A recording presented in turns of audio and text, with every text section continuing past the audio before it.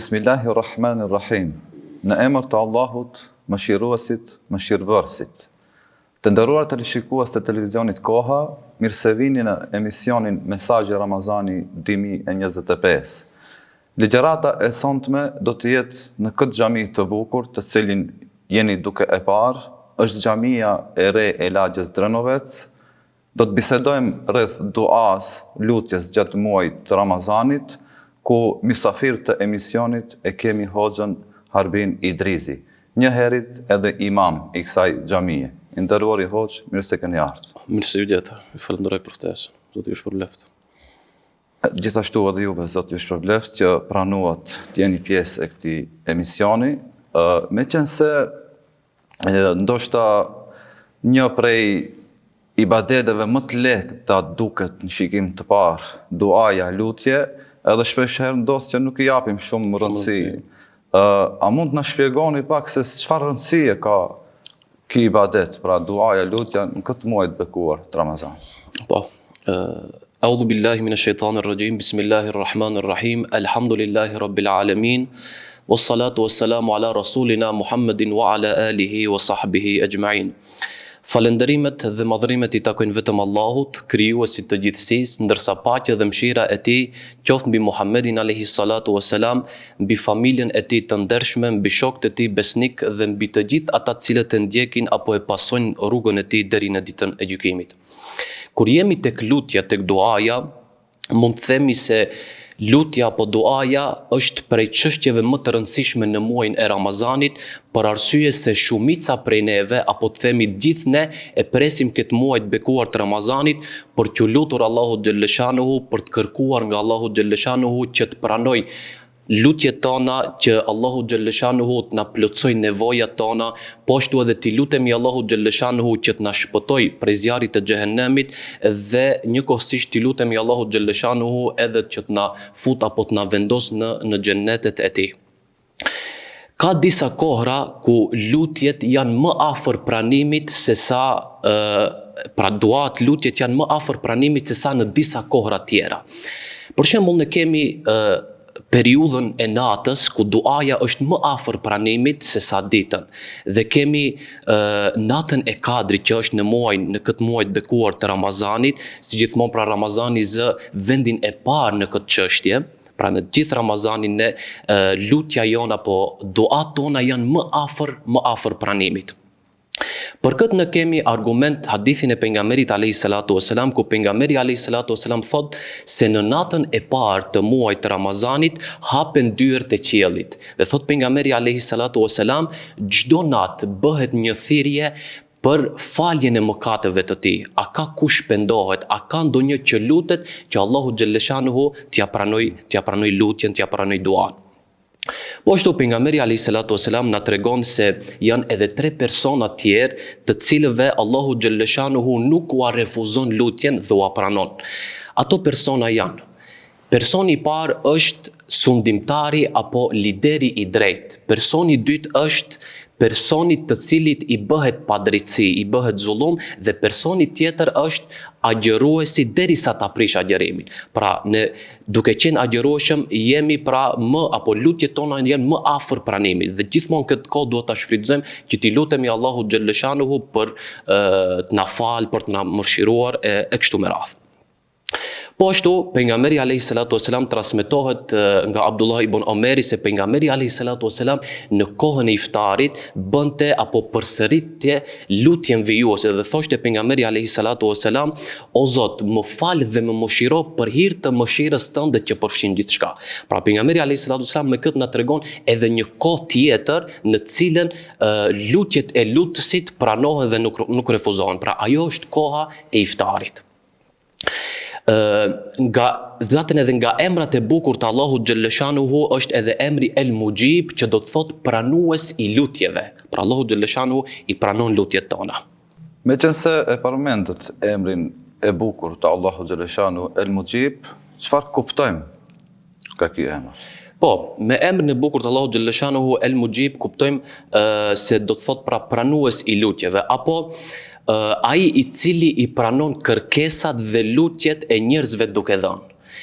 Nga ky emër i bukur i Allahut xhallashanuhu mund nxjerrim dy kuptime. Pra, kuptimi i parë ka të bëjë me pranimin e kërkesës nga ana e Allahut xhallashanuhu, nga Allahu xhallashanuhu, dhe kuptimi i dytë i cili tingëllon edhe më bukur është se Allahu xhallashanuhu është ai i cili i inkurajon besimtarët apo muslimanët duke nxitur zemrat e tyre për lutje, për dua. Dhe këtu kemi fjalë të bukura të Omerit radiallahu anhu, i cili thot unë nuk merakosem për pranimin e lutjes, unë bëhem merak apo merakosem për vetë lutjen, dhe thot në momentin kur inspirohem për lutje, Omeri radiallahu anhu e di se edhe pranimi i lutjes është i sigurt. Pra shifni çfarë fjalë bukura. Po ashtu pejgamberi alayhis salatu wasalam na tregon dhe thot se atij të cilit i është hapur dera e lutjes, le ta di sa atij i janë hapur dyert e mëshirës, thot pejgamberi alayhis salatu wasalam. Andaj në momentin kur inspirohemi me lutje, ne duhet dim se pranimi i asaj lutje, i asaj duaje është afër. Po ashtu nga emri El Mujib kuptojmë edhe pranin dhe madhërin e Allahu xhallashanuhu, tek i cili nuk ngatrohen zërat as pak, edhe pse ne në një kohë mund t'i lutemi Allahu xhallashanuhu të gjithë së bashku, por Allahu xhallashanuhu ka fuqinë dhe është në gjendje që secilin prej nesh ta dëgjon veç e veç, po ashtu edhe të na plotëson lutjet tona, gjithë lutjet tona.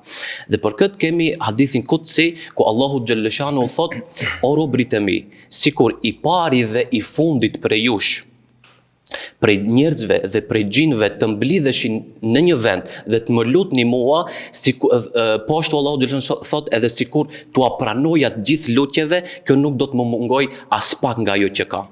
Thot Allahu xhallashanuhu, nuk më paksoj nga ajo as pak nga ajo që kam, ashtu sikur thot Allahu xhallashanuhu nuk ndikon as pak gjilpara nëse futet në det. Po ashtu, Allahu xhallashanuhu nga ne nuk kërkon që të vuajmë për mësimin e lutjeve. Nuk kërkon që të vuajmë për mësimin e lutjeve. Pra kjo vlen për dëgjuesit tanë. Ne padyshim e dim se lutjet më të bukura, lutjet më të mira janë ato lutjet që përmenden në Kur'anin famëlar dhe në hadithet e pejgamberit alayhis salatu wasalam. Mirë po Allahu xhallashanuhu nuk kërkon nga ne që të vuajmë për mësimin e lutjeve, dhe se është e mjaftueshme që t'i lutemi Allahut xhallashanuhu edhe në mënyrën më të thjeshtë. Mjafton që të jemi të sinqertë në lutjet tona dhe t'i lutemi edhe me fjalët që burrojnë nga zemra jonë. Pra kjo do të mjafton. Pra nuk ka nevojë që të vuajmë për mësimin e lutjeve. Mjafton t'i lutemi Allahut xhallashanuhu në mënyrën më të thjeshtë.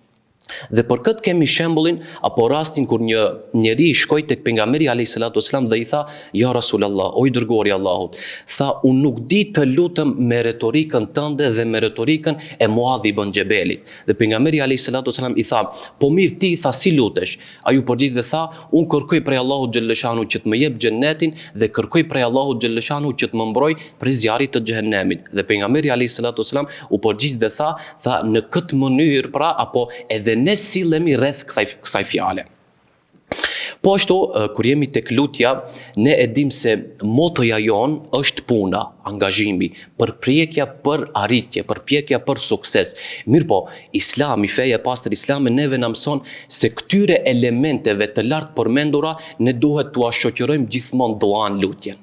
Gjithmonë pra t'i shoqërojmë me dua lutje. Ne këtë kemi edhe në adhurimet tona, edhe në ibadetet që i bëjmë, namazin që e bëjmë çdo ditë, në çdo herë në fund të namazit bëjmë dua. E lutim Allahun xhallashanuhu që të na pranon atë namaz, por arsye se ne si krijesa jemi të krijuara të dobta dhe Allahu xhallashanuhu shumë më mirë se ne e din natyrën tonë, dhe ne tash me këtë lutje që e bëjmë gjatë angazhimit ton, gjatë punës ton, por edhe gjatë adhurimeve, ne e kompletojmë atë adhurim, e kompletojmë atë punë. Po ashtu, me rëndësi, çfarë është me rëndësi, çfarë duhet dim gjatë lutjes apo çfarë duhet kemi parasysh gjatë lutjes, është edhe këmbgulësia. Ne duhet që Allahu xhallashanuhu t'i lutemi me këmbgulësi dhe vendoshmëri. Ne dim se kur kërkojmë diçka nga dikush, me këmbgulësi ne e bezdisim atë. Mirë po kjo me Allahun xhallashanuhu është e kundërta. Kjo Allahu xhallashanuhu i pëlqen. Dhe thot pejgamberi alayhis salatu wasalam një hadith të tij se Allahu xhallashanuhu i do lutësit këmbgulës dhe të vendosur. i to lutësit këmbgulës dhe të vendosur. Për arsye se vendosshmëria jote, këmbgulja jote në dua tregon se nuk ka të adhuruar tjetër përveç Allahut xhalleshanuhu dhe se nuk ka tjetër përveç Allahut xhalleshanuhu për të mbështetur. Pra me këtë e tregon se nuk ka të adhuruar përveç Allahut dhe as për të mbështetur tjetër përveç Allahut xhalleshanuhu. Po ashtu është interesante se me emrin El-Qarib, me emrin El-Mujib, vjen çdo herë fjala El-Qarib, që do të thotë i afërt. Inna Rabbi qaribun mujib. Pra, Zoti im është afër dhe është pranues i lutjeve. A thua vallë për çfarë arsye? Për arsye se ne asnjëherë nuk kërkojmë nga dikush që e kemi larg. Për herë kërkojmë nga dikush që e kemi afër. Dhe Allahun xhalleshanuhu ne e kemi shumë afër. Mjafton pra që vetëm t'i lëvizim buzët dhe Allahu xhalleshanuhu pra i di ato lutjet, i di edhe qëllimet tona. Pra mjafton përsërisim mjafton t'i lutemi Allahu xhalleshanuhu me fjalë që burojnë nga zemra. Po ashtu kemi edhe ajete tjera kuranore ku Allahu xhalleshanuhu na flet për duan, për lutjen, e kemi ajetin i cili është interesant se përmendet diku në mesin e ajeteve që flasin për Ramazanin. Pra lart në surën Bekara e kemi ajetin i cili na e bën të obligueshme, na e bën farz agjërimin e Ramazanit, pastaj kemi ajetin tjetër që flet për Ramazanin dhe ajeti vijues është ajeti ku Allahu xhalleshanuhu flet për lutjen. Dhe transmetohet nga Ibn Abi Hatim se një beduin shkoi tek pejgamberi alayhis salatu wasalam dhe i tha, a është Zoti ynë afër që t'i lutemi me zë të ulët, apo është larg që ta therasim? Dhe pejgamberi alayhis salatu wasalam në ato momente pra heshti dhe nuk u përgjigj. Pas një kohe ju shpall pejgamberit alayhis salatu wasalam pra ky ajet që do të përmendim tani, ku Allahu xhalleshanu thot: "Wa idha sa'alaka ibadi anni fa inni qarib, ujibu da'wata ad-da'i idha da'a, falyastajibu li wal yu'minu bi la'allahum yarshudun." Pra Allahu xhalleshanu çfarë thot në këtë ajet? Thot kur robërit e mi të pyesin për mua, thuaj un jam afër dhe i përgjigjem lutësit kur ai më lutet. Pra është interesante se nga ky ajet kuptojmë se nuk ka pra për lutje, nuk ka ndërmjetësues mes Allahut xhalleshanuhu dhe robit. Kemi edhe ajete tjera kuranore ku Allahu xhalleshanuhu na flet për duan, për lutjen, apo na tregon edhe mënyrën se si t'i lutemi Allahut xhalleshanuhu. Ku Allahu xhalleshanuhu thot: "Ud'u rabbakum tadarruan wa khufya, innahu la yuhibbul mu'tadin." Allahu xhalleshanuhu thot: luteni Allahun xhalleshanuhu, luteni Zotin tuaj të përulur dhe në heshtje, sepse ai nuk i do ata që e teprojnë. Pra, të përulur, pra mëson Allahu xhalleshanuhu se si t'i lutemi, të përulur dhe në heshtje. Pra nuk kanë nevojë ndonjëherë edhe ta ngrem zanin që të na dëgjojnë edhe të tjerë, mjafton pra me një zë të ulët dhe me një zemër të sinqertë t'ia drejtojmë Allahut xhalleshanuhu lutjet tona. Po ashtu kemi edhe ajetin vijues ku Allahu xhalleshanuhu thot: "Wad'uhu khawfan wa tama'an." Luteni thot Allahu xhalleshanuhu pra për veten e tij, luteni Allahun xhalleshanuhu Zotin tuaj duke pasur frikë për dënimin dhe duke shpresuar në mëshirën e Allahut xhalleshanuhu. Pra këto ishin disa ajete që tregojnë për vlerën apo për rëndësinë që ka duaja. Ne mos harrojmë përmendim se duan çdo herë duhet ta shoqërojmë në jetën tonë, edhe në muajt tjerë, sidomos në këtë muaj të bekuar të Ramazanit, duke ditur se muaji i bekuar i Ramazanit apo lutjet në këtë muaj të bekuar janë më afër pranimit. Po ashtu ne e dim apo nga mësimet që na jepen nga Kurani famëlart e dim se lutja, pra mos e marrim si pavlerë, lutja është aq e rëndësishme sa që mund të ndryshojë edhe rrjedhën e ligjeve të zakonshme. Dhe ne dim rastin e Ibrahimit alayhis salam, i cili ju lut Allahu xhalleshanuhu që ta bëj Mekën vend të sigurt dhe të banuar. Mirpo, në qoftë se e shohim nga pikpamja gjeografike, ishte e pamundur që një vend i tillë të bëhet pra i banuar dhe i sigurt, për arsye se trulli i këtij vendi ishte shkretinor. Mungesa e ujit edhe shumë veti tjera e bënin të pamundshme këtë vend të bëhet i banuar dhe i sigurt. Mirë po lutja që ja bëri Ibrahimi alayhis salam Allahu xhalleshanuhu u pranua pra me lutje drejtuar Allahu xhalleshanuhu, padyshim edhe me fuqinë Allahu xhalleshanuhu, me pushtetin Allahu xhalleshanuhu.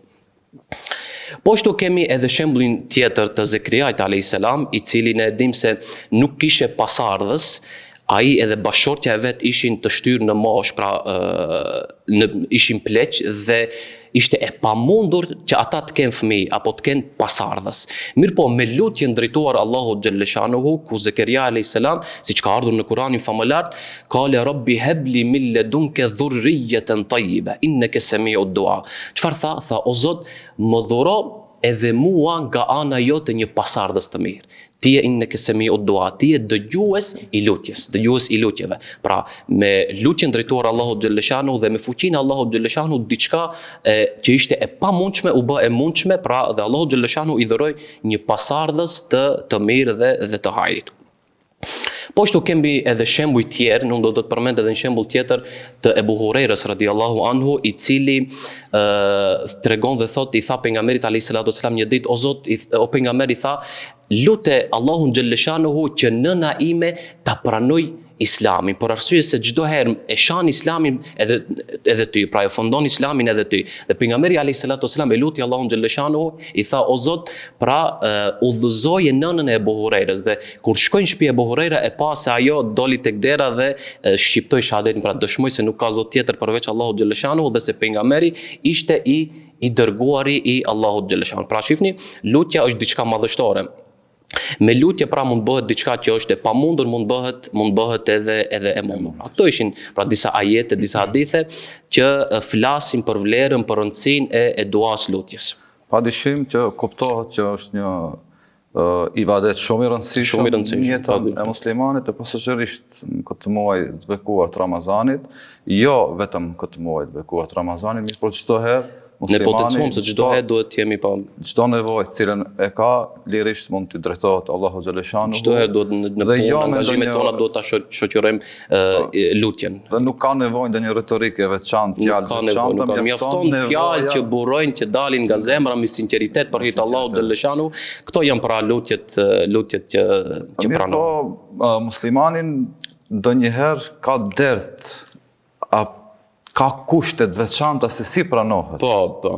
Është vërtet se ka disa kushte, përmendën disa kushte, unë do të ceki disa kushte kur jemi tek pranimi i lutjes.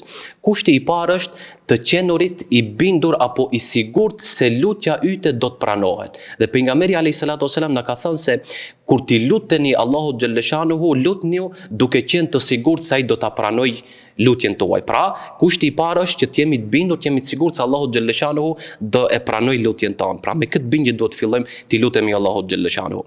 Ndërsa, kushti tjetër është se të mos nxitimi në pranimin e lutjes. Pra mos nxitojmë në pranimin e lutjes. Dhe pejgamberi alayhis salatu wasallam ka thënë se lutja i pranohet atij që nuk nxiton për pranimin e saj apo nuk nxiton në pranimin e saj. Dhe e pyetën pejgamberin alayhis salatu wasallam, i thanë si ashtu, dhe pejgamberi alayhis salatu wasallam thot pra jam lutur, nuk më është pranuar dhe e kam braktisur. Tha në këtë mënyrë pejgamberi alayhis salatu wasallam pra në të vërtetë tha nuk i pranohet lutja. Kushti tjetër është kur ti lutemi Allahu xhaleshanuhu, ti lutemi me nënshtrueshmëri dhe vetmohim. Dhe pejgamberi alayhis salatu wasallam thot se Zoti nuk e pranon lutjen prej një zemre të pa aktivizuar, të një zemre të përgjumur.